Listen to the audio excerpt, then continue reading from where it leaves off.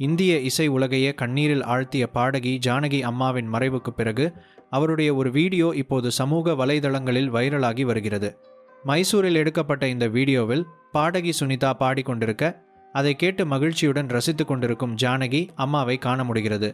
பாடலின் தாளத்திற்கு ஏற்ப தன்னுடைய கையால் மெதுவாக தாளம் போட்டுக்கொண்டிருக்கும் அவருடைய அந்த காட்சி இன்று பார்ப்பவர்களின் மனதை உருக வைக்கிறது. 48,000க்கும் மேற்பட்ட பாடல்களை பாடி இந்திய திரை இசையில் அழியாத இடம் பிடித்த ஜானகி அம்மா தன்னுடைய 88வது வயதில் திடீரென இந்த உலகை விட்டு விடைபெற்று விட்டார்.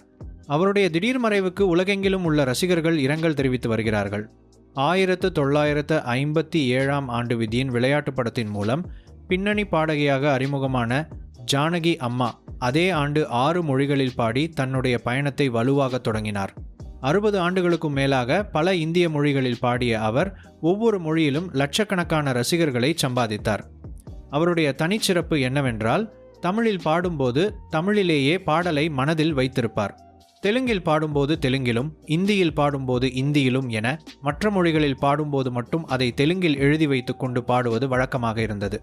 இசையமைப்பாளர் MS விஸ்வநாதனிலிருந்து இன்றைய தலைமுறை இசையமைப்பாளர் அனிருத் வரை 60 ஆண்டு கால பகுதியில் பல தலைமுறை இசையமைப்பாளர்களுடன் இணைந்து பணியாற்றியிருக்கிறார் ஜானகி அம்மா.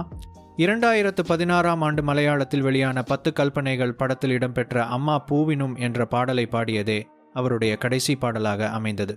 அந்த பாடலுக்கு பிறகு இனி பாடப்போவதில்லை என்ற முடிவையும் அவர் அப்போதே எடுத்திருந்தார். இப்படிப்பட்ட சூழலில்தான் மைசூரில் நடந்த இந்த மகிழ்ச்சியான தருணம் இப்போது வைரலாகி வருகிறது.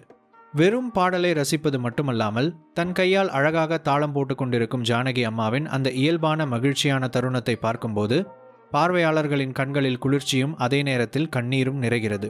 ஒரு தலைமுறையையே தன் குரலால் ஆட்கொண்ட ஜானகி அம்மா இன்று நினைவாக மாறியிருந்தாலும் இந்த மாதிரியான தருணங்கள் அவரை என்றும் நம் நினைவில் உயிரோடு வைத்திருக்கும்.